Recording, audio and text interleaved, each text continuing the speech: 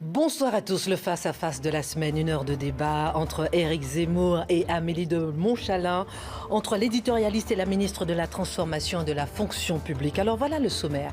Premièrement, qui fabrique l'élite française? Quel est son rôle? Comment expliquer le manque de diversité au sein de la future élite française? Faut-il avoir recours à la discrimination positive? Comment éviter la fuite des talents du public vers le secteur privé où les salaires sont souvent supérieurs? L'État peut-il rivaliser? Le secteur privé est-il l'avenir du secteur public? Et puis troisième partie, alors qu'un sondage IFOP pour la LICRA dévoile l'attachement des jeunes à leur identité religieuse, comment rétablir l'égalité des chances? Est-ce encore un problème de classe sociale? C'est parti pour le face-à-face. Bonsoir Amélie de Montchalin, bonsoir Éric Zemmour. Bonsoir. Amélie de Montchalin, vous êtes ministre de la Transformation et de la Fonction publique. Vous étiez auparavant secrétaire d'État chargé des affaires européennes et vous étiez député de l'Essonne. Alors on va commencer dans cette première partie, pour analyser et comprendre la fabrique de l'élite française. La réforme de la fonction publique promise début 2019 par Emmanuel Macron doit permettre de diversifier les profils des futurs cadres de l'administration française. Comment expliquer, Madame la Ministre, le manque de diversité actuelle au sein de la future élite française? D'abord, il faut se rendre compte que la promesse républicaine, je crois qu'elle est vraiment à l'honneur de notre pays, c'est une promesse qui, depuis des années, a été vidée de sa substance. Il n'y avait plus les moyens de tenir cette promesse. Il y avait l'école a manqué d'investissement. C'est quelque chose que, depuis 2017, nous reprenons fortement, avec notamment tout le programme de Jean-Michel Blanquer dans les écoles maternelles, primaires, collèges, lycées. Et puis surtout, on n'a plus donné la possibilité à beaucoup de jeunes de beaucoup de territoires de pouvoir préparer les concours de la fonction publique. Moi, j'ai un drame devant moi, c'est qu'en 15 ans, il y a 3 fois moins de candidats au concours de la fonction publique. Et ceux qui aujourd'hui passent les concours, eh bien, ils se ressemblent beaucoup entre eux. Ils viennent plutôt des métropoles, ils viennent plutôt des familles plus aisées parce que les métiers de la fonction publique n'ont pas été assez connus. Et mon combat, c'est un combat contre l'autocensure. C'est le deuxième drame. Ce ne sont pas des jeunes qui sont empêchés par une quelconque discrimination. Ce sont des jeunes qui s'empêchent eux-mêmes. Ils pensent que ce n'est plus pour eux. Et ça, c'est le drame du XVIIIe siècle. C'est la sensation que certains ont que la société dans laquelle ils vivent n'est plus faite pour eux. Et donc ce combat, c'est un combat de moyens. Pas pour créer de toute en superficialité des personnes qu'on irait chercher et en leur disant voilà, c'est pour toi, mais en corrigeant des choses très concrètes. L'accès déjà à des moyens financiers, parce que se préparer à un concours, c'est une année où on fait que ça, on travaille pas, on livre pas des pizzas, on est dans son projet de préparation. C'est du logement, s'assurer que dans l'université où on est, on peut aller là, proche de chez soi, se préparer dans de bonnes conditions. C'est aussi un investissement de tutorat. Vous savez, quand vous n'avez pas papa qui est l'ami du directeur de cabinet du ministre, c'est beaucoup plus difficile de se projeter. Le tutorat, c'est de redonner à notre jeunesse non seulement une promesse, pas une promesse vide de sens, mais des moyens pour que cette promesse devienne réalité. Ça, c'est un combat, comme on l'a dit, contre l'autocensure, et c'est un combat contre ce vide aussi de moyens concrets et qui ont fait qu'une partie de la jeunesse a considéré que c'était plus pour elle. Alors on va prendre le temps d'en parler avec vous, notamment avec votre regard. Alors si j'ai bien compris votre introduction, je résume à 2 éléments. La première, la promesse républicaine, c'est la lutte contre les inégalités sociales et que l'école doit lutter contre les inégalités sociales. Et le second, c'est il y a dans les concours de la haute fonction publique, parce que j'imagine que vous parlez de la haute fonction publique, pas des petits concours de la fonction publique, les gens se ressemblent trop, il y a trop d'uniformisation sociale et pas assez de diversité. J'ai bien compris vos 2 idées. Il y a surtout, du coup, un peu des gens qui viennent du même moule. Bon, d'accord. Ça crée ensuite la pensée unique, ça crée ensuite des décisions qui ont des angles morts, ça crée une déconnexion qui est d'accord, j'ai bien compris. Non, mais je voulais être sûr de bien comprendre, parce que je suis en désaccord avec ces 2 points. Donc je voulais être sûr de bien comprendre vos points, et pour vous répondre, et pour vous dire en quoi je suis en désaccord. Le premier, la promesse républicaine, ce n'est pas la lutte contre les inégalités sociales. Vous avez évoqué rapidement le XVIIIe siècle. Le XVIIIe siècle, c'était justement, et d'ailleurs c'est le grand ratage de la monarchie, c'est ce qui lui a coûté très cher, c'est qu'elle n'a pas réussi à faire la promotion sociale en fonction du mérite et non pas en fonction de la naissance. Donc la promesse républicaine, c'est uniquement que le mérite permet d'accéder à tous les emplois. Le mérite, madame, pas les inégalités sociales. L'école doit permettre la sélection des mérites. Et les plus méritants, quelle que soit leur origine sociale, doivent pouvoir choisir et réussir et aller au sommet de la société. Donc, c'est pas la lutte contre les inégalités sociales. L'école doit sélectionner le mérite. Deuxième élément, quand vous dites « ils se ressemblent tous », je vais vous dire « ils se ressemblent tous après ». La vérité, c'est que c'est faux de dire qu'il y a une uniformisation sociale. Il est faux de dire que les élèves de l'ENA, parce que c'est de ça qu'on parle, viennent tous de milieux aisés. Il est faux de dire que ceux de Polytechnique et de Normal Sup viennent de milieux aisés. Pour la plupart, et c'est une énorme majorité, ils sont des enfants de profs. Ce ne sont pas des enfants de milieux aisés. Les profs ne sont pas aisés. Simplement, les profs privilégient l'éducation et privilégient le scolaire sur d'autres activités. Et connaissent accessoirement, je vous l'accorde, tous les couloirs, les méandres de l'éducation nationale. Mais ce ne sont pas des gens aisés, ce ne sont pas des gens privilégiés. Parce qu'il est absolument scandaleux de dire « ils se ressemblent tous, ils sont tous dans le même moule ». Non, ils sont façonnés par le même moule. Mais ce n'est pas la même chose. C'est des moules d'école, mais pour y rentrer, il n'y a aucun problème. Donc, je vous dis, là déjà, pour moi, votre diagnostic, il est doublement faux. Alors, Madame la ministre.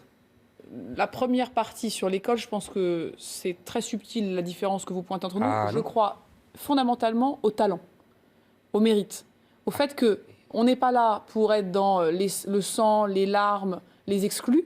On est là pour que chacun, selon ses compétences, puisse les appliquer là où il souhaite les appliquer. C'est une question de choix aussi. Vous savez, moi, j'aime bien plutôt l'expression égalité des choix qu'égalité des chances. L'égalité des choix, ça montre qu'il y a une part active. Chacun se prend en main. Mais on ne se prend pas en main en s'auto-éduquant tout seul. On doit être formé, accompagné. C'est une affaire de transmission, c'est une affaire de compagnonnage. Et donc, oui, on investit massivement dans l'école depuis 3 ans. Et le choix que nous faisons aujourd'hui, c'est qu'il y a une jeunesse méritante, qui a des talents, qui a des compétences, qui a été à l'université, qui a des compétences réelles, et qui aujourd'hui, quand vous rencontrez ces jeunes-là, vous disent « ce n'est pas pour moi ». Et donc, comment nous retrouvons des moyens de les former par ce que vous décrivez être le mérite, c'est-à-dire la formation. Le deuxième point, aujourd'hui, il y a un fait total. Si les jeunes, peut-être, n'ont pas tous la même vie avant d'arriver globalement jusqu'à ce que sont les classes préparatoires au concours de la haute fonction publique, aujourd'hui, quand vous êtes à l'ENA, à l'INET, qui est l'école des administrateurs territoriaux, à la magistrature, l'école des commissaires de police, plus de 80% des élèves qui réussissent ces concours étaient dans les 2 dernières années à Paris. Ils étaient rue Saint-Guillaume, ils étaient place du Panthéon. Ils viennent pour les prépas. J'ai connu ça à Sciences Po. Il y avait énormément de provinciaux. Et vous auriez dit, ils sont tous de Paris. Non, ils venaient de province. Simplement, ils étaient en prépa à Paris. Mais il y a un biais énorme. Mais non, ils étaient provinciaux, madame. Oui, mais il y a beaucoup de familles aujourd'hui. L'idée même, et beaucoup de jeunes, l'idée même qu'il faille, pour avoir cette vie-là, pour prendre sa place dans la promesse républicaine, qu'il faille aller à Paris, qu'il faille s'y loger, qu'il faille y vivre.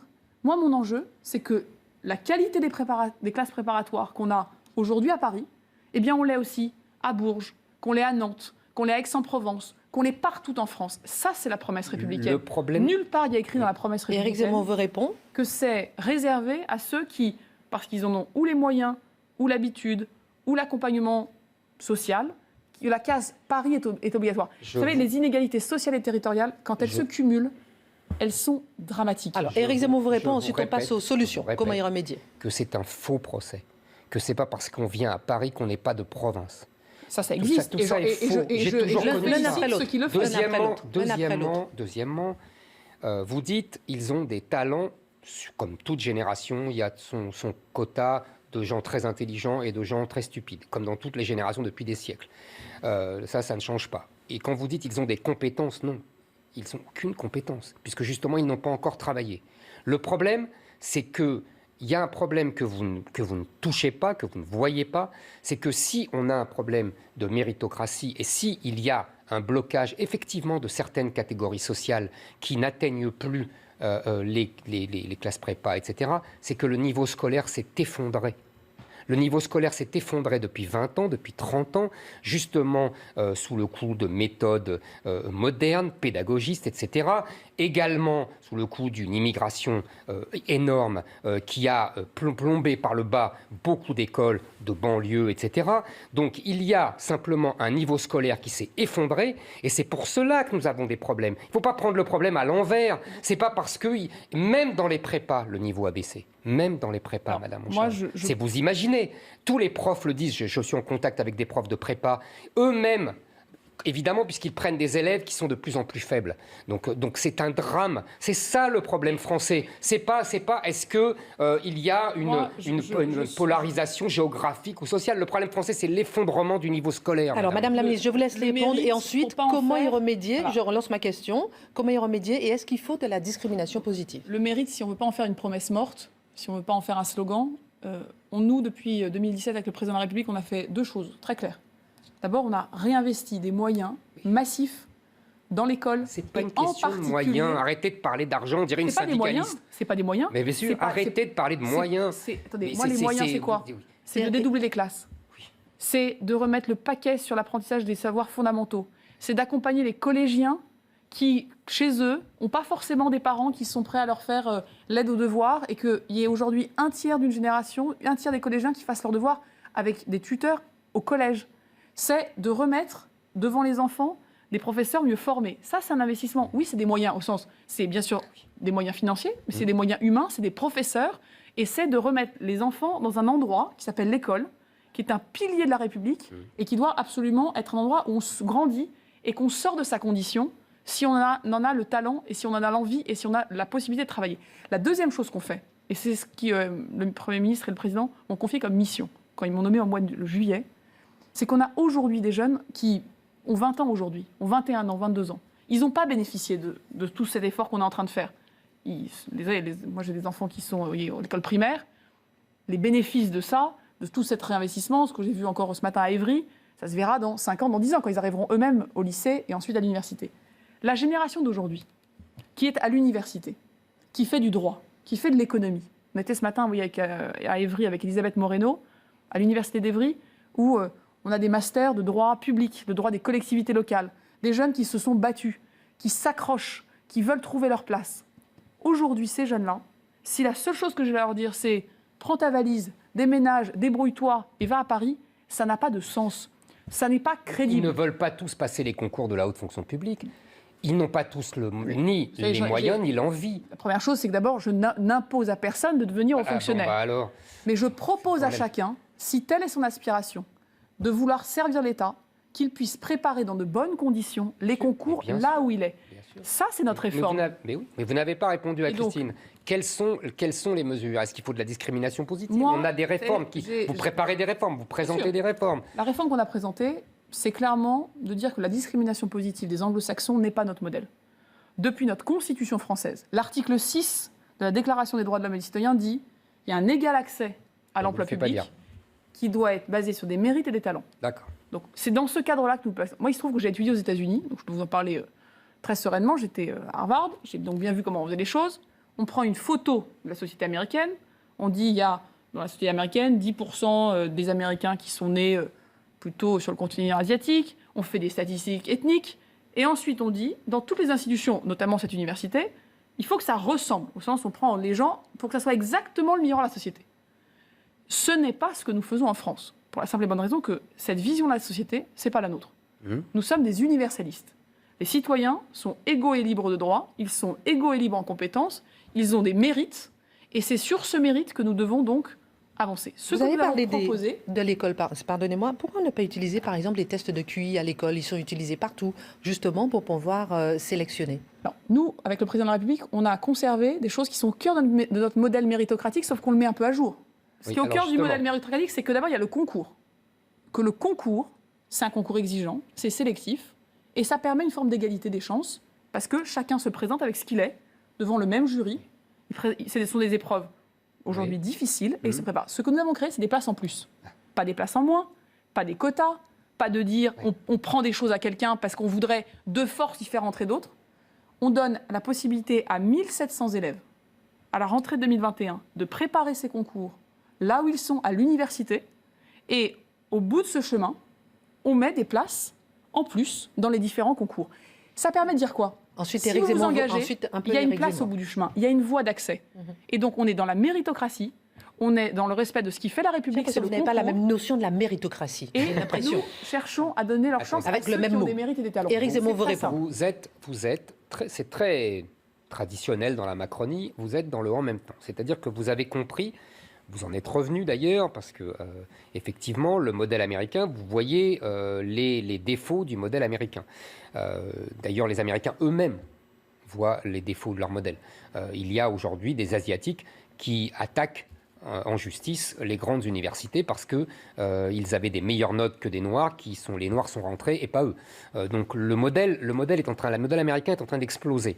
Donc heureusement, nous on l'a fait un peu à Sciences Po et on voit que c'est pas vraiment une grande réussite. Donc qu'est-ce que vous faites ? Vous faites dans le même temps, c'est-à-dire que vous êtes alors on fait pas la discrimination positive, mais il n'empêche on fait passer le même concours, ce qui était différent avec Sciences Po, mais on met des places en plus. Donc en fait, vous réservez quand même des places à une certaine catégorie d'étudiants. Comment vous allez les distinguer d'abord ? Est-ce que c'est des critères sur le... Ce sont des boursiers. Des boursiers. Donc ça veut dire la banlieue et les catégories, la France rurale.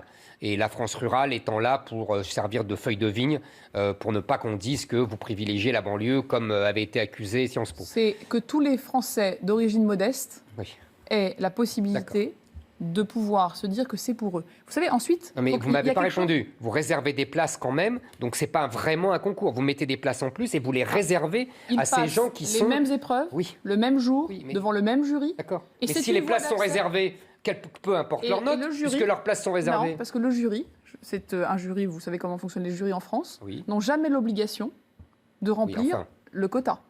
Enfin oui, ils le remplissent quand même. Je peux vous dire que je suis absolument certaine, parce que certains élèves, vous voyez, aujourd'hui, qui venaient de ces classes prépa, parce qu'on a des classes prépa intégrées aujourd'hui qui ont commencé à faire ça. Beaucoup d'élèves ne s'inscrivaient pas au concours. Cette année, 2 élèves de cette classe prépa, boursiers, sont arrivés à passer le concours. Je n'ai aucun doute sur le fait qu'ils sont de très bon niveau et d'excellent niveau. Il faut juste avoir en tête... Vous n'en savez rien parce que de toute façon, l'excellent niveau, ça devient rarissime aujourd'hui. Mais ce qu'il faut qu'on ait en tête, c'est que ces concours, juste qu'on soit d'accord, c'est un peu différent des universités, notamment américaines, ce qu'on est en train de faire, parce que ce sont des concours qui sont des concours de recrutement. Je ne suis pas là pour choisir des gens pour leur donner un diplôme. Non, mais pour les faire rentrer dans une école. La première chose qu'ils font quand ils ont le concours, c'est qu'ils ont un emploi. Oui. Ils deviennent des fonctionnaires. Oui. Ils deviennent ensuite d'abord des fonctionnaires stagiaires, puis des fonctionnaires titularisés. J'allais dire, ça c'est la logique de la fonction publique. Oui, mais vous donc, n'inventez rien. Oui, mais on n'est pas donc... Moi, en tant que recruteuse, nous recrutons des hauts fonctionnaires. Nous avons besoin de pluralité, et c'est un objectif de recrutement. Parce que nous ne pouvons pas faire des politiques publiques aujourd'hui avec, au fond, des angles morts. Nous avons besoin de leurs expériences, nous avons besoin de leur regard, nous avons besoin de leur parcours. Et ils sont tout à fait compétents, tout à fait talentueux. Mais... Les professeurs qui les accompagnent ne disent pas le contraire, mais ils leur disent qu'il faut qu'il y ait, au bout de leur préparation, la promesse crédible. Voilà. Alors, j'aimerais bien qu'on parle de l'ENA. S'ils s'inscrivent, il y a une place. Et ensuite, je peux vous dire Madame la ministre, je je respecte le temps de parole. Éric Zemmour n'a pas beaucoup parlé, mais j'aimerais quand même poser ma prochaine question à propos de l'ENA, puisqu'Emmanuel Macron, il avait d'abord annoncé vouloir supprimer l'ENA, avant d'opter finalement pour une réforme en profondeur de l'école. Pourquoi cette cristallisation du débat public autour de l'ENA? Et puis l'ENA est-il vraiment le problème? Je pose la question d'abord à Éric Zemmour, puisque pour équilibrer un petit peu le temps de parole, et ensuite je vous laisse répondre. Votre regard là-dessus sur l'ENA. Cette annonce de suppression de l'ENA, il faut y revenir 2 minutes, parce que c'était un modèle de démagogie populiste de la part d'Emmanuel Macron, qui annonce la suppression de l'ENA alors que les Gilets jaunes ne lui demandaient rien. Évidemment qu'ils ne lui demandaient pas ça, puisqu'ils n'avaient aucune intention de faire supprimer l'ENA. Ils ne manifestaient nullement pour ça. Il faut vraiment beaucoup de démagogie, beaucoup d'authentique populisme, alors dans le sens pire du terme. Une partie de haine de soi, d'ailleurs, de la part d'un ancien énarque, inspecteur des finances. Enfin, tout ça réuni signe vraiment quelque chose d'Emmanuel Macron. Imagine-t-on, mais vous allez répondre, imagine-t-on les Anglais ou les Américains dire « Ah ben, on a un problème social, on a des manifestations, on va supprimer Harvard ou on va supprimer Cambridge ou Oxford ». C'est ridicule. Vraiment, c'est absolument ridicule. Moi, je trouve que l'ENA, ce n'est pas un hasard si l'ENA est en haut de la hiérarchie des universités et du système scolaire français. C'est très français, justement. C'est que nous mettons le service de l'État au-dessus de tout. C'est une tradition française, c'est l'État qui a fait la France. Il y a aussi un amour de l'intérêt général. Donc je ne vois pas, j'ai été très choqué par cette annonce de destruction et de suppression de l'ENA. Maintenant, deuxièmement, la réforme que vous présentez, on a déjà un peu commencé cette discussion. En fait, vous reprenez la vieille lune des années 80. Qu'est-ce qui s'est passé dans les années 80 ? François Mitterrand a rajouté, il y a le concours externe, le concours interne, et il a rajouté un troisième concours. Il voulait ainsi faire rentrer essentiellement des syndicalistes. Cette idée est tombée à l'eau parce qu'au fil des années, les syndicalistes ne se sont plus présentés et aujourd'hui, on a principalement d'anciens banquiers, d'anciens membres d'audit qui passent ce troisième concours. Vous savez, j'ai été membre du jury de l'ENA. J'ai raté l'oral de l'ENA, ça tout le monde le sait, on me le rappelle tout le temps. En revanche, moi je ne l'ai pas passé, vous voyez. Moi je ne me suis pas passé ni le concours ni l'oral. Mais moi, vous avez fait Harvard et il a fait Sciences Po. Voilà, exactement. Moi j'ai fait Sciences Po d'avant. J'ai été membre du jury de l'ENA dans les années 2000. D'abord, c'est une expérience très intéressante, passionnante, éreintante d'ailleurs, et très intéressante. Et j'ai vu la différence entre les trois concours. Évidemment que les concours externes sont bien supérieurs aux autres.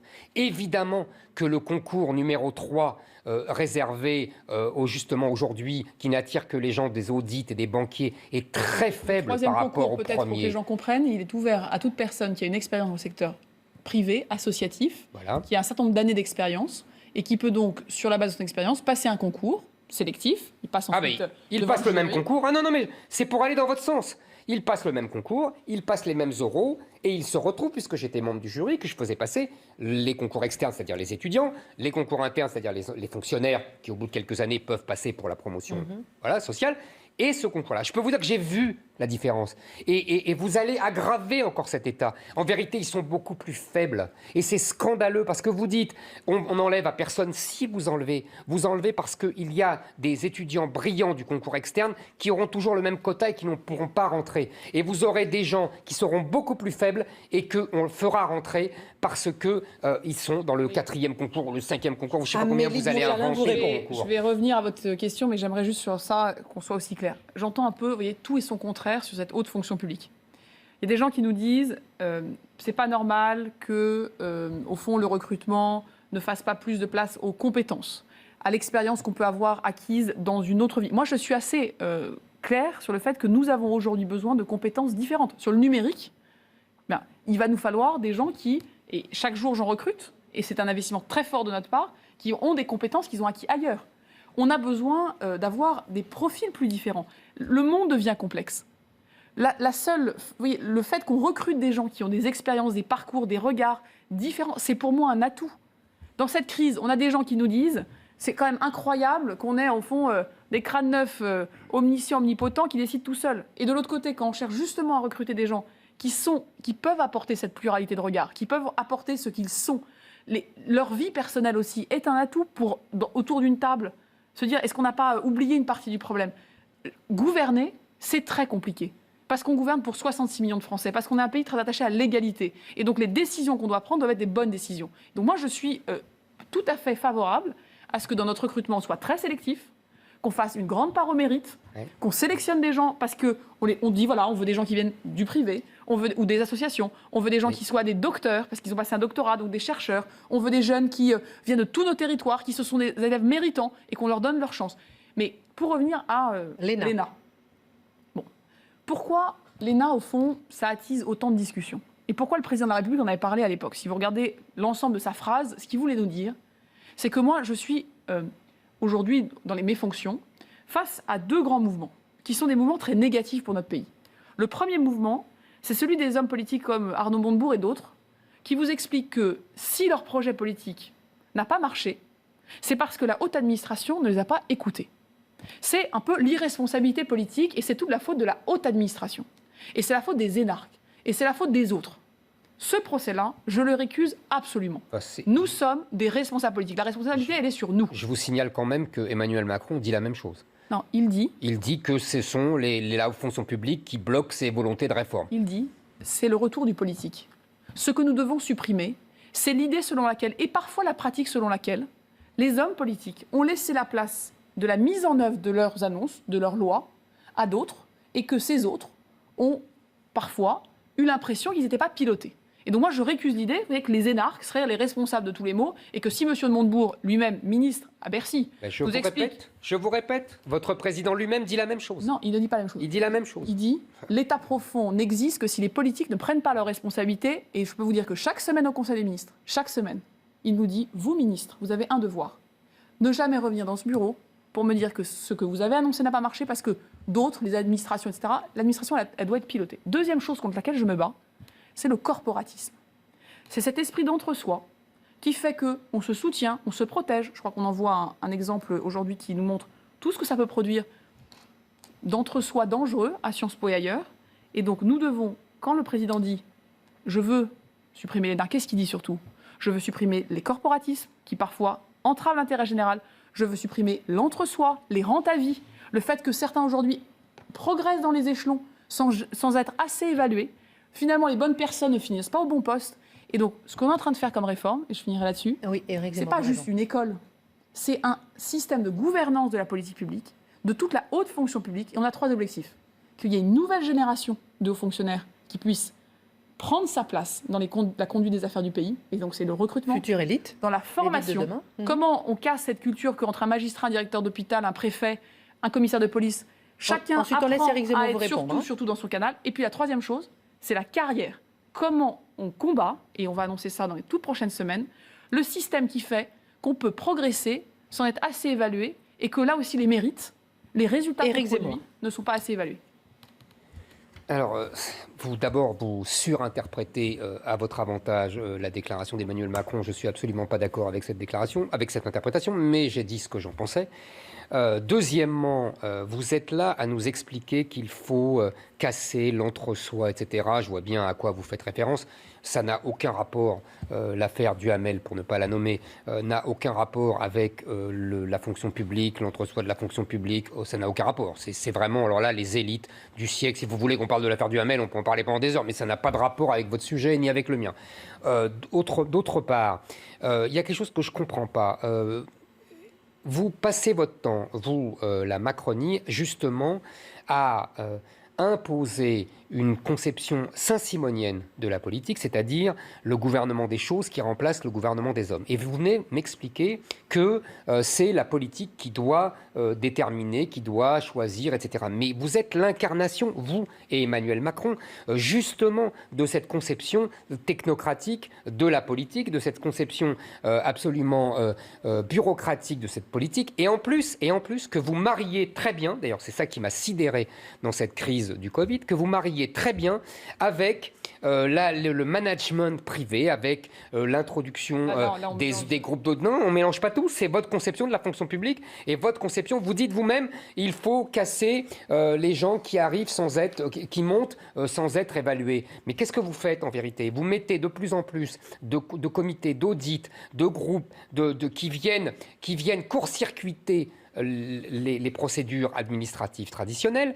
On a vu là avec la crise du Covid, d'ailleurs, entre parenthèses, comme par hasard, c'était le groupe de gens McKinsey qui avaient travaillé pour Emmanuel Macron à la présidentielle, mais ce n'est qu'une parenthèse. On va essayer de découper les sujets parce que là, mais je réponds à tout parce que vous aussi, vous faites de longs développements, vous traitez plusieurs sujets et évidemment, il faut que je réponde. On a le temps. Et enfin, dernière chose, quand vous dites il faut des nouvelles compétences, je vois bien ce que vous voulez dire. Vous voulez dire qu'il faut des gens venant du privé dans l'administration. Pas nécessairement. Là, vous avez lancé un sujet très intéressant, c'est notre conception de ce qu'est la politique. Pourquoi est-ce que vous parlez des choses Moi, j'ai une idée très simple, c'est celle du président depuis 2017, c'est que notre responsabilité, c'est de produire des résultats. C'est pas technocratique de dire ça. C'est que la parole politique retrouve... C'est un discours de communicant. Non. J'entends ça depuis au moins Sarkozy. Je vais vous dire pourquoi ce n'est pas un discours pour nous de communicants. Pourquoi il y a la défiance démocratique dans notre pays? Pourquoi il y a des gens qui s'abstiennent de plus en plus massivement? Pourquoi une partie de l'extrême droite peut surfer sur des peurs sans jamais, au fond, être attrapée par la réalité? Parce qu'on a vidé de sens et de substance l'action politique. Le président de la République, il a dit, voilà, moi, je ne ferai pas de la vie quotidienne un décor. Mon objectif, c'est que vous, Français, je puisse, dans 5 ans, avoir changé des choses dans la vie quotidienne. Et tout ce qu'on fait, la manière dont on organise, les méthodes de pilotage, la transparence aussi qu'on veut recréer, est là pour que nous puissions rendre compte. La responsabilité, pour moi, politique, c'est de faire des choses, de le faire avec volonté, mais c'est de rendre des comptes. Et rendre des comptes, ça veut dire que si nous avons besoin, peut-être de procéder différemment, si nous avons besoin de pouvoir s'entourer de gens différents, c'est pas parce que c'est une conception idéologique, c'est parce que nous pensons que c'est la seule manière de pouvoir produire des résultats. Nous avons fait une chose il y a 1 mois, sur le site du gouvernement, département par département, vous pouvez savoir où nous en sommes dans l'application de nos réformes.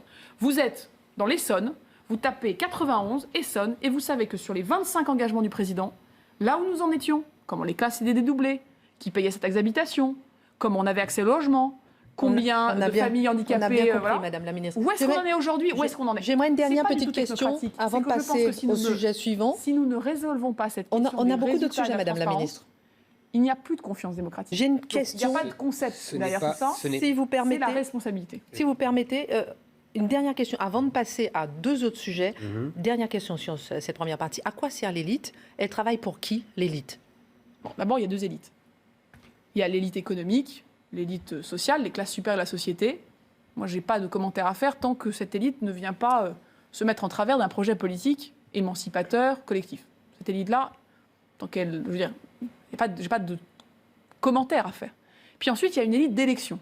L'élite qui est élue par les Français, les hommes politiques. Et nous avons, avec nous, des hauts fonctionnaires qui travaillent. Cette élite-là, elle a un devoir absolu, c'est de rendre des comptes. C'est d'être transparent dans ce que nous faisons. C'est aussi d'avoir un rôle, un devoir, au fond, d'exemplarité, de rendre, de pouvoir s'occuper de la prochaine génération, de faire du tutorat, c'est ce que vous venez d'expliquer il y a quelques instants. J'aimerais écouter... Ça, j'en suis absolument convaincue. Il faut séparer parce que l'élite économique, moi, j'ai rien à... Si vous permettez, j'aimerais entendre aussi Éric Zemmour là-dessus, sur cette notion de l'élite. À quoi elle sert? Elle travaille pour qui? Effectivement, il y a... Pareto disait... l'histoire est un cimetière d'élites, donc il y a une succession d'élites. On parlait de l'Ancien Régime la dernière fois, tout à l'heure. On avait après une élite qui est fondée sur justement la méritocratie, l'élite républicaine qui était fondée sur le savoir.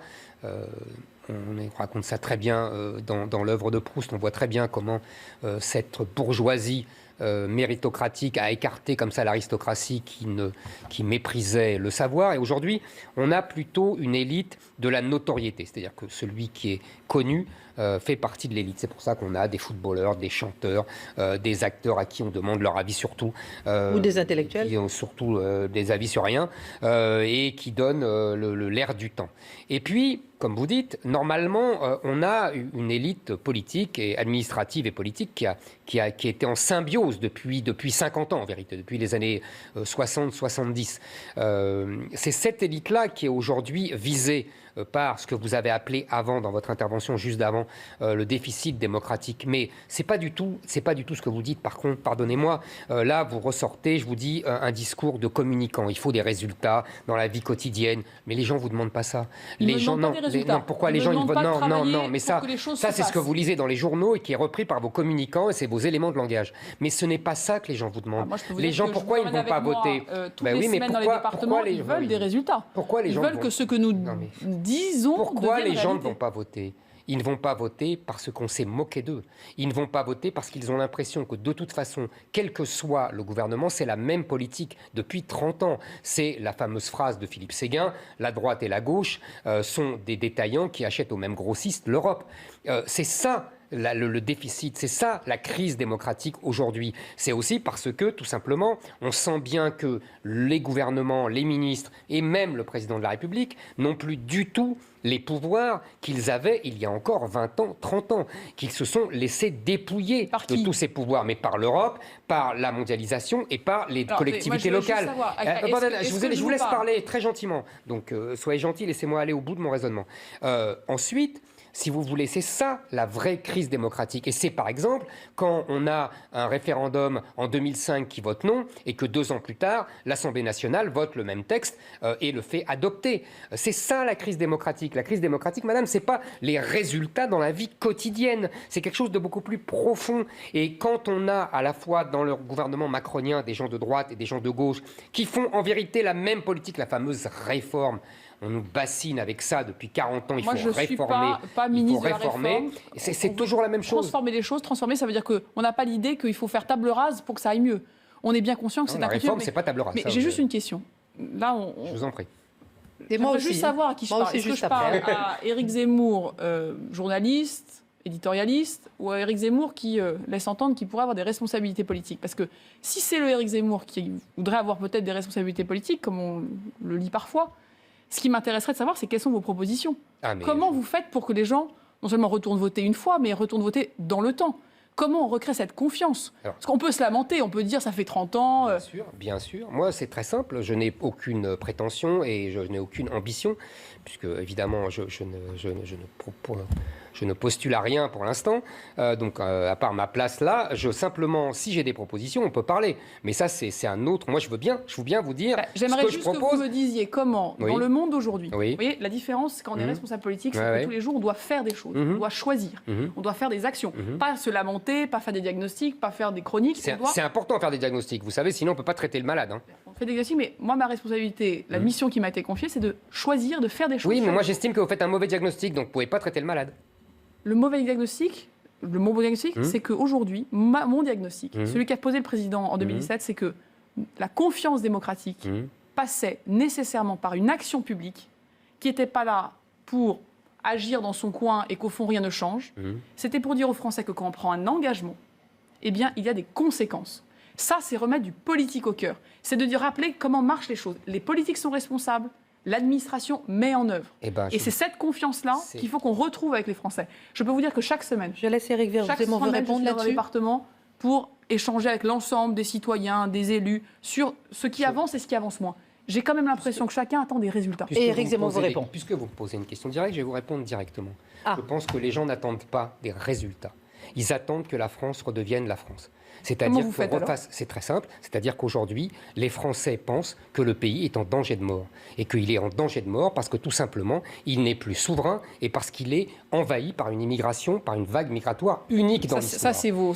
Mais je suis. Vous me posez une question, je vous réponds. C'est pas ma proposition. Alors laissez-le terminer, Madame la Ministre. Donc, si vous me demandez, et ensuite vous répondez. Moi, je ne voulais pas parler de ça. Donc maintenant, je pense qu'il faut refaire la France et refaire des Français pour refaire la France. Et donc, il y a toute une politique. D'ailleurs, je pense que le dernier thème de notre discussion tournera autour de ça. Il y a toute une politique à établir qui, d'ailleurs, ne concerne pas votre ministère, qui concerne plutôt le Premier ministre, le ministère de l'Intérieur, etc., qui est une politique de reconquête à la fois de ses frontières, de sa politique d'immigration et de sa politique d'assimilation. Je pense que l'identité française aujourd'hui est en danger de mort et que c'est ça le sujet qui effraie les gens avec effectivement aussi, pour les classes les plus pauvres, une frayeur de déclassement social. Si vous voulez, les deux grands thèmes du diagnostic que moi je traiterai, c'est le grand remplacement et le grand déclassement. C'est ça les thèmes, c'est pas vos résultats dans la vie quotidienne. C'est pour ça que juste un instant. Ça manque un peu d'ampleur. Mais alors, juste un instant, on va en parler dans la dernière partie. Une minute. C'est pour ça que j'ai pas... Oui, alors moi je voudrais juste qu'on puisse parler de la deuxième partie. Une petite question et ensuite vous allez répondre dans la dernière partie. Au-delà du choix, la grande question, c'est est-ce que le secteur privé est l'avenir du secteur public? Au-delà du choix de sélection à l'entrée et puis de la formation, comment éviter la fuite des talents dans le secteur privé où les salaires proposés sont souvent bien plus élevés? Est-ce que l'État peut rivaliser et comment? D'abord, ce n'est pas tout à fait le même métier de travailler dans une entreprise et de travailler pour l'État. Travailler pour l'État, c'est un engagement. C'est un engagement de sens. C'est servir les autres Français, c'est servir ses concitoyens. Et donc ça a une valeur en soi. Et ça se compare pas de la même manière qu'on compare deux nombres. Première chose. La deuxième chose, c'est qu'aujourd'hui, mon principal problème, je vais le dire très clairement, c'est que ce système d'avancement dans les carrières des hauts fonctionnaires, un peu mécanique, voire complètement mécanique, fait que nous avons des gens très talentueux, très compétents, parce qu'il n'y a pas assez d'évaluation collective, qui se retrouvent bloqués dans leur carrière, alors que d'autres progressent et on n'a pas les bonnes personnes au bon poste. Une manière pour retrouver de l'attractivité, c'est d'être extrêmement méthodique dans la manière dont nous évaluons et nous faisons que les carrières progressent. C'est un enjeu majeur, parce qu'il y a beaucoup de gens aujourd'hui qui ont l'impression que pour l'énergie qu'ils sont prêts à y mettre, eh bien, l'État, au fond, s'organise pour que ce ne soit pas forcément les bonnes personnes au bon endroit. Et puis la dernière chose, c'est que moi, je n'ai pas de problème en soi que certains veuillent faire carrière ailleurs. Ma génération, très peu de gens envisagent de faire 40 ans le même métier. Si c'est un choix, si c'est une liberté, moi, je n'ai pas de difficulté avec ça.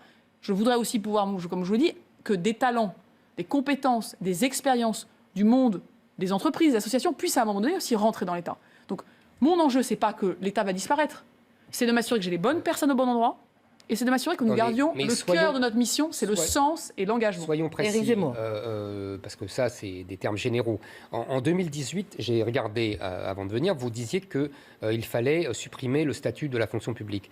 D'ailleurs, Emmanuel Macron lui-même, en 2016, l'avait remis en cause. Est-ce que vous voulez toujours le remettre en cause? Est-ce que vous voulez toujours le remettre en cause pour certaines catégories? Parce que ça, c'est précis. Et deuxièmement, quand vous dites qu'il faut qu'il y ait des gens du privé qui nous rejoignent, vous voyez, c'est ce que je vous avais dit tout à l'heure, vous m'avez dit non. Moi, j'aimerais vous demander pourquoi, expliquez-moi pourquoi on est tout à fait ouvert à des gens du privé au nom de la diversité, etc.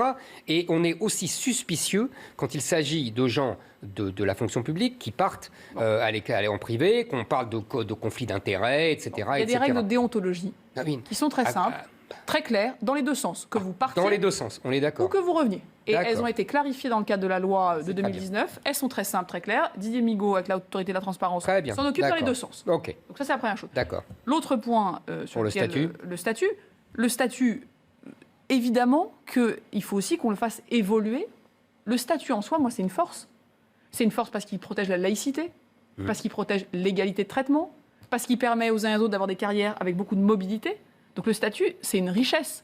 Après, que nous puissions avoir de la forme de flexibilité, que tout le monde ne soit pas tenu par le statut, parce que certains aujourd'hui, je vous dis, des jeunes, ils ne veulent pas passer le concours, ils ne veulent pas être... Les jeunes que je retrouve dans le numérique, ils viennent travailler pour nous parfois 1 an, parfois ils restent, parfois ils vont faire autre chose. Nous avons pris une réforme qui permet de clarifier ce qu'est la force du statut, sans nous empêcher de pouvoir recruter des talents et sans nous empêcher de laisser ceux qui sont à l'intérieur de la fonction publique aussi pouvoir choisir leur vie. Moi, je ne suis pas la ministre qui va mettre les gens, vous voyez, en randonnion et qui va considérer que tout le monde est pareil. Les gens n'ont pas les mêmes appétences, ils n'ont pas les mêmes projets. Et donc, on est très clair là-dessus. Vous êtes désespérément macronienne. Le statut, c'est bien, mais en même temps, mais parce que je pense il faut ouvrir. Laissez-le répondre. La nuance, s'il vous plaît. Mais la nuance, finalement, ça, je suis Emmanuel Macron depuis maintenant 3 ans et demi, c'est toujours la même chose, c'est toujours un pas en avant, un pas en arrière, au nom de la nuance, au nom de la complexité. Finalement, on dit tout et son contraire. Je pourrais faire tous les sujets, c'est toujours la même chose. D'ailleurs, tous les soirs, je le démontre. Et vous faites exactement la même chose. Moi, je vous dis par exemple, il y a des choses simples. Et vous êtes pour le statut, par exemple Moi, je suis pour le statut, justement. Très bien. Moi, je suis pour le statut, mais vous avez dit que vous étiez contre, donc maintenant vous êtes pour, et maintenant vous êtes pour, mais il faut le faire évoluer. Donc vous voyez, c'est toujours la même chose. Il y a par exemple des choses simples. Parce que le monde bouge. Quand les gens... Oui, d'accord, mais arrêtez avec ces lieux communs de publicitaires des années 80. C'est pas un lieu commun. Le monde bouge, vous faites une publicité pour une banque, là. Les crises économiques... Ah oui, bouger avec le monde bouge. La crise économique, franchement. La crise économique, c'est un nouvel enjeu.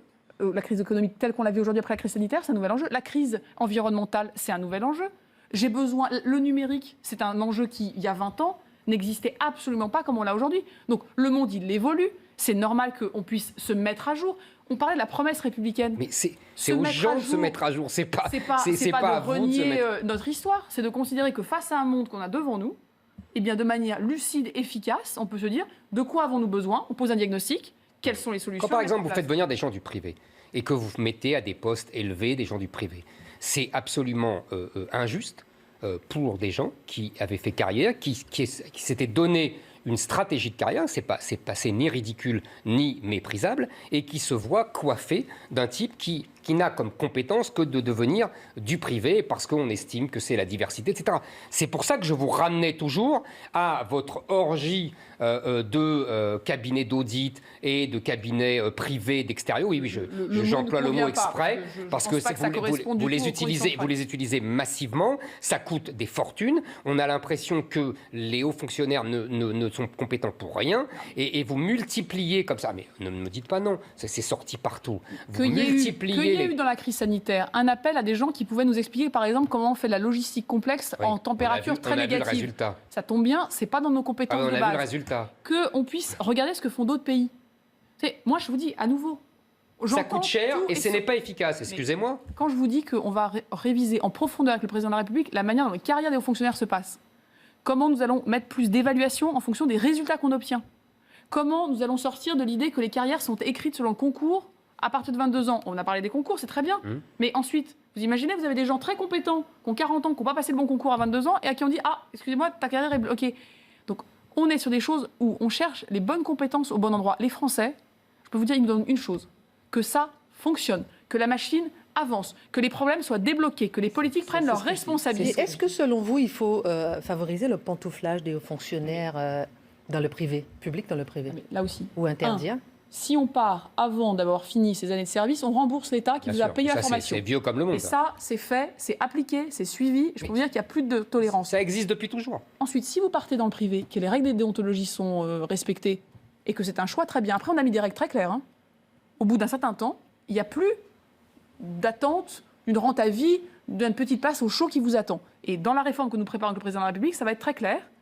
On peut bien sûr sortir, on peut bien sûr revenir avec des règles de déontologie très claires, mais il n'y a pas de rente à vie, il n'y a pas d'assurance vie à vie, parce que vous avez passé le bon concours et que vous avez un petit bureau qui vous attend. Ça, les Français n'en veulent plus, et je pense que c'est sain qu'on puisse, là aussi, clarifier le cadre. Et Éric Zemmour vous répond là-dessus, ensuite notre dernière partie. D'abord, le pantouflage ne concerne que très peu de personnes. Il y a des gens, il y a les gens qui font de la politique, par exemple, c'est 1%, les gens qui vont dans le privé, c'est quelques pourcents, mais on connaît que ces noms-là. Mais en vérité, la plupart des membres de l'ENA, la plupart des hauts fonctionnaires font une carrière administrative. Et d'ailleurs, pas très bien payés, ils n'ont plus les moyens de vivre à Paris, ils vivent en grande banlieue, etc. Il faut voir le déclassement de ces hauts fonctionnaires. On parle toujours des quelques types qui sont patrons de grandes sociétés, etc. Il y a très peu de gens. Il y a très peu, d'ailleurs, en général, ce sont des inspecteurs des finances. Mais je ne dis pas que vous avez dit le contraire. Je le dis simplement parce qu'on parle toujours de pantouflage, etc. Et vous êtes là à dire il y aura les règles sont très strictes, etc. Elles sont claires. Elles sont claires. Elles sont claires pour tout le monde. Mais très bien. Elles sont appliquées avec rigueur. Mais très bien. Mais ce que je veux dire par là, c'est que il ne faut pas non plus mettre l'opprobre sur ces gens. C'est tout ce que je dis. Moi, je suis et je vous dis encore une fois, encore une fois, ça concerne qu'une infime minorité de gens. Et la plupart des gens ne vont pas spécialement dans le privé. Le problème qu'on devrait se poser, c'est pourquoi on ne garde pas les meilleurs. Pourquoi les meilleurs veulent aller faire de l'argent dans des grandes banques, dans des grands groupes, etc. Moi, c'est ça la question que j'aimerais me poser. J'aimerais qu'ils restent au service de l'État. C'est comme quand des polytechniciens sortent et qui vont dans les finances. Dans la finance, ça me fait mal au cœur. Alors que ça serait beaucoup mieux qu'ils travaillent pour le futur TGV ou la bombe atomique, etc. française. Voilà. Réponse courte, s'il vous plaît. Jamais je ne jetterai l'opprobre sur ces femmes et ces hommes qui s'engagent matin, midi et soir pour leur pays. Je suis fière d'être leur ministre. Je peux vous dire que c'est des gens de grande qualité, qui donnent beaucoup de leur énergie, qui sont très mobilisés et qui, dans cette crise, ont permis à l'État de tenir, de s'ajuster, de se corriger et d'avancer. Et je pense qu'on leur doit beaucoup. Et donc, qu'on soit bien clair, je suis ministre fière de ceux et celles que je représente et qui, souvent d'ailleurs, n'ont pas la voix au chapitre.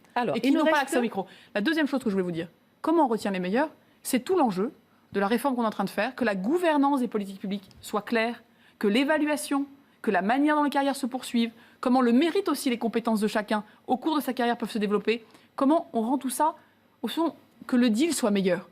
Alors, qu'à un moment donné, ceux qui sont à l'intérieur et qui s'engagent comprennent qu'on les valorise et qu'on leur laisse la possibilité de choisir aussi les carrières qu'ils veulent avoir pour eux-mêmes.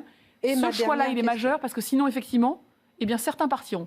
Ce n'est pas l'objectif qu'on a. Et les meilleurs. Alors, un récent sondage de l'IFOP, Madame la Ministre, pour la LICRA, effectué auprès des lycéens sur la laïcité, on en parlait du mot laïcité tout à l'heure, montre que les jeunes sont très attachés à leur identité religieuse notamment. Dans ce contexte, comment rétablir l'égalité des chances et donc l'émancipation? Est-ce que on a encore un problème de classe sociale, selon vous? La première chose que je voudrais vous dire, c'est que les agents publics dont on a parlé jusqu'à maintenant, ce sont les seuls dans notre pays pour qui la laïcité est une obligation. Dans notre pays, ceux et celles qui sont tenus à un strict devoir de neutralité, ce sont les agents publics. Et donc c'est un sujet qui me concerne au premier chef et auquel je suis Vous dites que ce sont les seuls, on est bien d'accord. Aujourd'hui, le devoir absolu de neutralité, vous le savez, Non, je ne suis pas d'accord, mais je vous laisse développer. il s'applique Allez-y. par obligation déontologique, professionnelle, par la loi depuis 1905. Il est consubstantiel, ce principe de laïcité, au service public. Donc j'y suis extrêmement attachée et j'y travaille énormément. Ce que ce sondage montre, c'est que là aussi, nous devons mettre à jour la compréhension de ce qu'est la laïcité. Pas la laïcité elle-même, qui est un principe majeur. La laïcité, Qu'est-ce que c'est pour vous la laïcité? C'est les règles que nous nous sommes fixées collectivement pour permettre à chacun de vivre avec sa religion ou sans sa religion dans un espace collectif où sa liberté ne s'impose pas à l'autre. C'est ce qui permet que nous soyons les uns les autres athées, agnostiques, juifs, musulmans, catholiques, et que nous puissions vivre ensemble, au sens vivre dans une société qui partage un projet commun, et où cette religion soit une richesse de chacun, mais qui ne s'impose jamais à l'autre, et qui n'est jamais imposée à l'autre. Donc, ces règles-là, elles sont majeures. Très bien. Elles sont absolues. Très bien. Donc vous avez dit que la liberté religieuse ne s'impose pas à l'autre. Vous avez bien dit ça, on est bien d'accord. Donc Que la laïcité permet d'accord. de protéger la liberté religieuse de chacun. Qui ne s'impose pas à l'autre. Merci. C'est la deuxième partie qui est Parce que importante. la liberté de conscience est pour moi et pour toi. Très bien. Pour chacun d'entre nous. On est bien d'accord. Vous, parce que pour toi étant un... Ne vous inquiétez pas, ne vous inquiétez pas. Non, mais c'est très important, parce que ça a des conséquences qui dépassent ce que vous avez dit.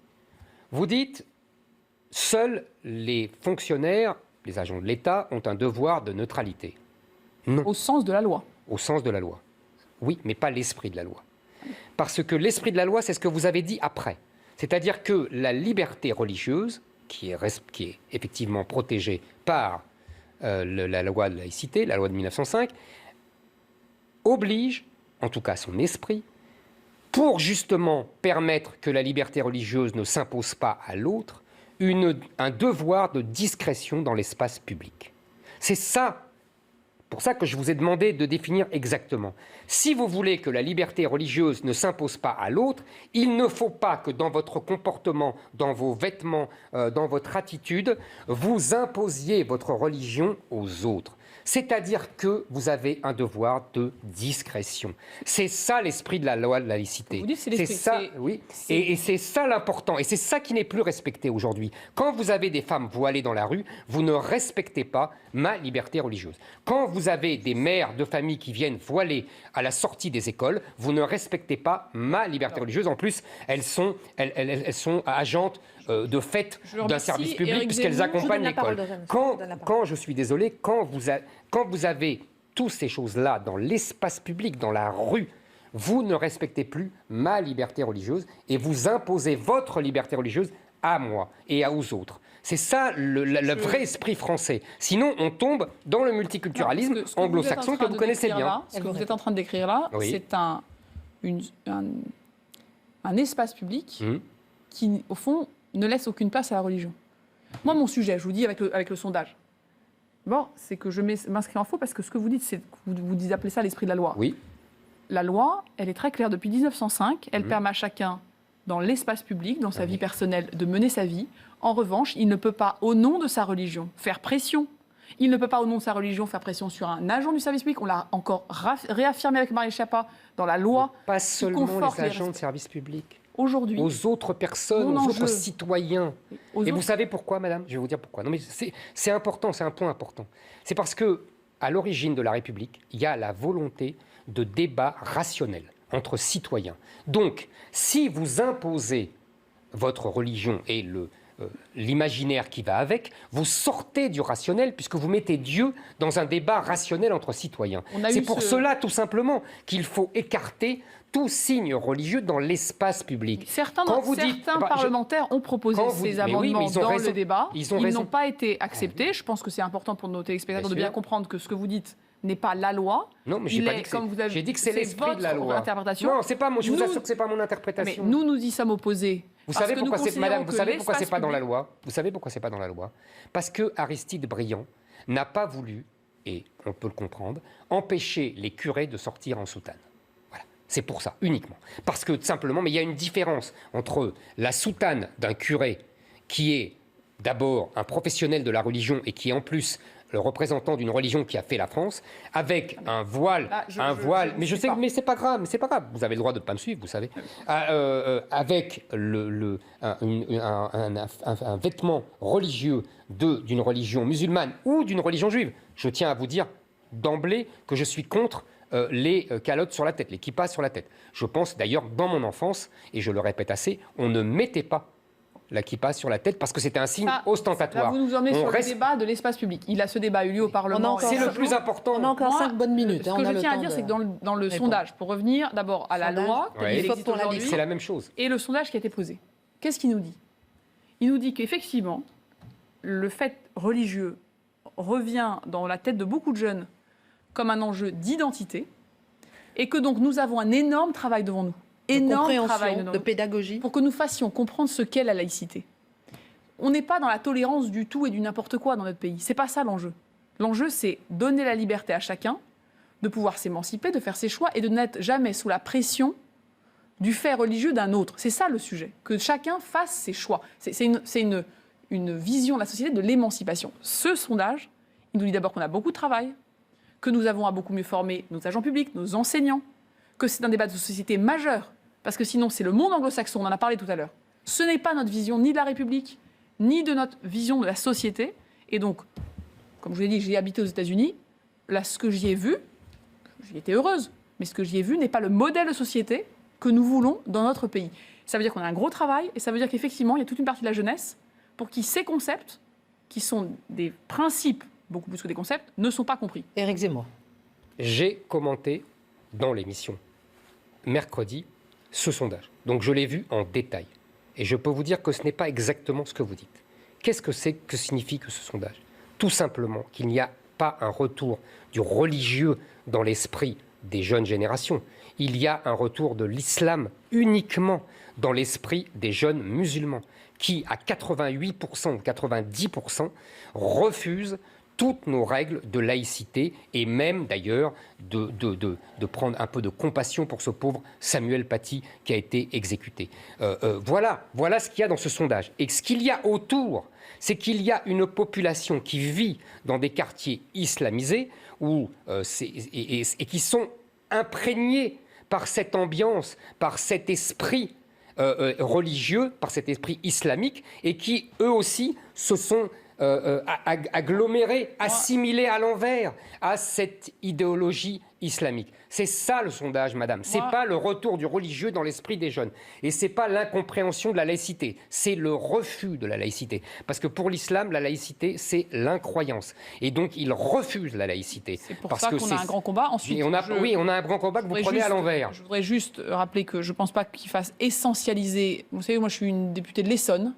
Il n'y a pas des quartiers comme vous décrivez. Il y a, comme le président l'a dit, des endroits, effectivement, où nous devons remettre beaucoup de services publics, beaucoup de présence de la République, beaucoup d'investissements et surtout croire à l'éducation. Moi, je crois que ce que vous dites, si on cède à la facilité, si on se dit c'est foutu de cette manière, nos idées, notre identité, notre loi de 1905 ne peut pas être enseignée, ne peut pas être défendue, ne peut pas être, au fond, présentée comme une richesse.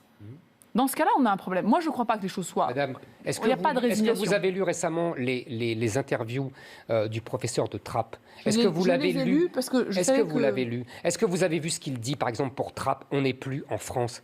Vous êtes dans un monde irrégnant. Il n'y a plus... On ne peut plus éduquer parce que, tout simplement, il y a une contre-société, il y a un contre-peuple et qui n'écoute plus votre éducation. Et qui n'écoute plus ça. Et il y a un problème, vous m'avez posé tout à l'heure une question simple, c'est que le problème, problème, c'est le nombre. Voilà, c'est tout. C'est simple, c'est le nombre, et vous ne prenez aucunement la mesure de ce fait, puisqu'il n'y a absolument pas de réserve sur la politique d'immigration, ça, je ne peux pas laisser dire ça, mais en tout cas, puisque les choses... Non, il y a une politique, je peux vous assurer, migratoire dans notre pays. Ah oui. Il y a des personnes à qui on donne des papiers, non, il y a des personnes à qui on donne... Pas du tout. Vous ne contrôlez rien du tout. Ce sont les immigrés qui décident de la politique d'immigration de la France. Ils décident qui faire venir, et on est en fonction des droits. Je peux vous donner tous les chiffres si vous voulez. Pour rester sur notre sujet, terminer, 30 secondes même. Je m'intéresse à tout ce que ces hommes et ces femmes enseignantes, agents publics, agents dans les guichets, aides-soignants, infirmiers nous disent sur ces sujets. Pourquoi ? Parce qu'aujourd'hui, nous devons faire bloc avec eux. Nous devons mettre fin au fameux pas de vague. Nous devons leur permettre de signaler les faits. Nous devons leur donner les outils, la formation, les enjeux pratiques. Il faudrait faire quelque chose quand les policiers, quand les pompiers, quand les médecins, quand les agents, les facteurs se font casser la figure et agresser. Il faudrait faire quelque chose. Je peux vous dire alors, que vous allez vous occuper au moins, parce que c'est tous les jours. Depuis le mois de novembre, nous avons renforcé très fortement avec Gérald Darmanin, Éric Dupond-Moretti, Marlène Schiappa, la protection des agents. Et l'engagement que nous avons pris, c'est que nous formons, là, dans les tout prochains mois, l'ensemble des agents publics aux enjeux de laïcité, pour qu'ils en comprennent les règles et qu'ils soient en capacité de pouvoir les faire appliquer. Vous regardez les images là sur les réseaux sociaux avec les policiers qui se font agresser tous les jours. Mais c'est pour ça que je suis, à leur côté, deux, que nous devons évidemment les protéger. La ministre de la fonction publique est devant vous, évidemment.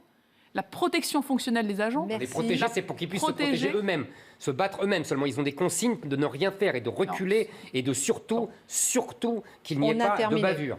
On a terminé. Dernier mot, Madame la Ministre. On est à leur côté. Merci. Ce qu'ils font est difficile. Et donc, je peux vous dire que je suis une ministre qui les protège, qui veut les former et qui veut leur donner des outils. Merci beaucoup, Éric Zemmour. Merci beaucoup, Madame la Ministre, d'être venue jusqu'à nous. Excellente suite de programme sur CNews. Merci à tous.